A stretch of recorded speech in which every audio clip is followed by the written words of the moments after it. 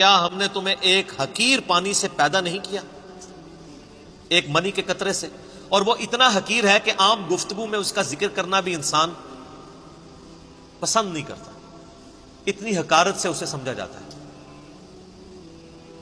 جسم سے نکل جائے تو غسل فرض ہو جاتا ہے، کپڑے دھونے ضروری ہو جاتے ہیں، اس سے جان چھڑانا ضروری ہو جاتا ہے۔ اسی کے اندر اللہ تعالیٰ نے انسان کی اوقات رکھ دی ہے کہ انسان کبھی اپنی پیدائش کے اوپر غور کرے تو کبھی اس کے اندر اکڑ نہیں آ سکتی۔ اور دیکھ لیں کوئی دنیا کا بڑے سے بڑا انسان، اس کی پیدائش ہوئی اسی طریقے سے۔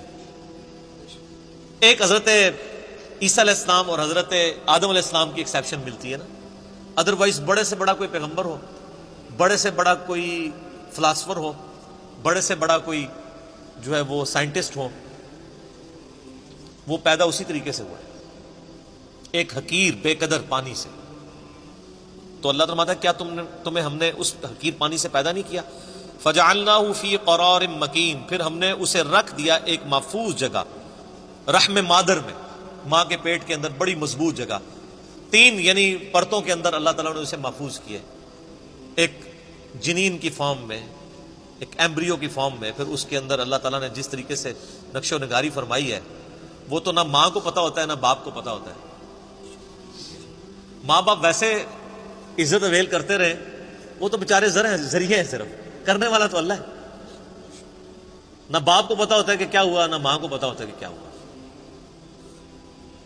الی قدر معلوم، ایک معین مدت تک کے لیے۔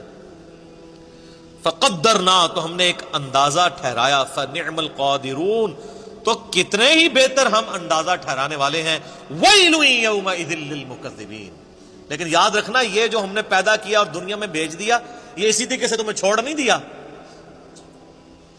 سیریس کریشن ہو تم اللہ کی، اس نے تمہیں کسی مقصد کے لیے پیدا کیا ہے، اور اس میں ہی قیامت مضمر ہے اسی جملے میں کہ ویل یومئذ للمکذبین۔ اب جو پھر رب کو ریسپانس نہیں کرے گا اس کے لیے تباہ و بربادی ہے قیامت والے دن۔ تو یہ اللہ تعالیٰ نے ایک انسان کو اس کی اوقات یاد کروائی ہے کہ تیری کوئی حیثیت نہیں تھی، اللہ تعالیٰ نے تجھے ایک بے قدر پانی سے پیدا کیا، 2 دفعہ تجھے شرمگاہ سے گزارا،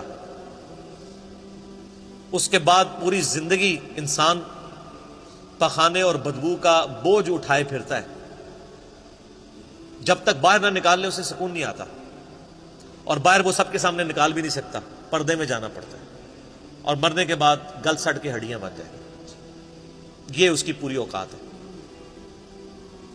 کئی ایک بزرگوں کے بارے میں یہ واقعہ آتا ہے، ایون عمر بن عبدالعزیز کے بارے میں بھی آتا ہے کہ وہ ایک دفعہ اکڑ کے چل رہے تھے خلیفہ بننے سے پہلے، بڑی شانہ زندگی تھی ان کی۔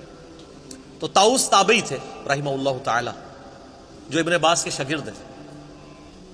تو انہوں نے عمر بن عبدالعزیز کو جب اکڑ کے چلتے ہوئے دیکھا نا، یہ امام غزالی نے بھی مکاشفۃ القلوب کے اندر نقل کیا ہے، تو انہوں نے عمر بن عبدالعزیز کو مخاطب کر کے کہا کہ ایسے شخص کو زمین پہ اکڑنے کی کوئی اختیار حاصل نہیں ہونا چاہیے، اس کی کوئی حیثیت نہیں کہ زمین میں اکڑ کے چلے، کہ جو ایک منی کے ناپاک قطرے سے پیدا ہوا ہے اور 2 دفعہ شرمگاہ سے گزارا گیا ہے، اور اپنے پیٹ میں پخانے کا بوجھ اٹھائے پھرتا ہے، اور مرنے کے بعد گل سڑ کے ایک مردہ ہوگا۔ وہ دیکھ لینا فوراً بو پڑنا شروع ہو جاتی ہے، تھوڑی سی لاش کو ڈیلے کرتے ہیں۔ عمر بن عبدالعزیز نے جب یہ بات سنی تو فوراً عاجزی کے ساتھ چلنا شروع ہو گئے، اور ساتھ فرماتے جاتے تھے کہ طاؤس نے مجھے جو نصیحت کی ہے نا، میرے ایک ایک جوڑ کے اوپر اس نے ایسی ضرب لگائی ہے کہ میں نے اس ضرب کو محسوس کیا۔ لیکن یہ وہی ضرب محسوس کرتا ہے جس کے اندر وہ ایکسیپٹیبلٹی کا مادہ موجود ہو، ورنہ کوئی ڈھیٹ ہو نا، اس کے اوپر سے پورا قرآن بھی گزار دیں اسے کوئی فرق نہیں پڑتا۔ نصیحت والے کے لیے ایک جملہ بھی کافی ہوتا ہے۔ اسی طرح کا واقعہ حجاج ابن یوسف کے بارے میں ملتا ہے کہ وہ بھی بڑا اکڑ کے چل رہا تھا، اور طاؤس تابعی گزر رہے تھے، تو پیچھے سے کسی نے اناؤنسمنٹ کی کہ بھی راستہ چھوڑ دو، گورنر حجاز آ رہے ہیں۔ تو طاؤس تو پھر تابعی تھے، ابن عباس کے شاگرد، ان کا تو تزکیہ ہوا تھا، وہ ان بادشاہوں کو کیا سمجھتے تھے؟ حالانکہ سینکڑوں صحابہ کا قاتل ہے حجاج ابن یوسف، اتنا ظالم شخص تھا۔ امام ترمذی نے جامع ترمذی میں اس کے بارے میں لکھا ہے کہ 1,20,000 لوگ ہیں جس کو اس نے اپنے سامنے قتل کروایا باندھ کے، بے گناہ۔ لیکن جو اللہ والے ہوتے ہیں وہ پھر ان چیزوں کو خاطر میں نہیں لاتے۔ تو حضرت اوس نہیں ہٹے تو حجاج حیران ہوا کہ یہ کون سا بندہ ہے، ان کے پاس آگے کھڑا ہوا اور کہا کہ تم مجھے جانتے نہیں ہو؟ ان کا میں بڑی اچھی طریقے سے جانتا ہوں، تم ایک ناپاک قطرے کی پیدائش ہو، ایک دفعہ اپنے باپ کی شرمگاہ سے نکلے، دوسری دفعہ اپنی ماں کی شرمگاہ سے نکلے، اور تمہارے پیٹ میں اس وقت پخانے اور بدبو کو تم اٹھائے پھرتے ہو سب کے سامنے، سب کو پتا ہے۔ یہ وہ حقائق ہے جس سے کوئی انکار نہیں کر سکتا۔ اور مرنے کے بعد تم گل سڑ کے ایک مردے کی فارم میں پڑے ہوگے، میں بڑے اچھے طریقے سے تمہیں جانتا ہوں۔ وہ یہ سمجھ رہے تھے کہ یہ کہے گا کہ تم جو آل امیہ کے جو اتنے بڑے گورنر ہو، انہوں نے کہا میں بڑے اچھے طریقے سے جانتا ہوں۔ تو جس طرح حضرت ابراہیم علیہ السلام کی گفتگو سن کے وہ بادشاہ جو ہے ششدر رہ گیا تھا نا، اسے کوئی بات ہی نہیں آئی تھی، حجاج ابن یوسف کی بھی زبان بند ہو گئی کہ اس طریقے سے بھی مجھے کوئی جواب دے سکتا ہے، اور وہ خاموش ہو کے وہاں سے چلا گیا۔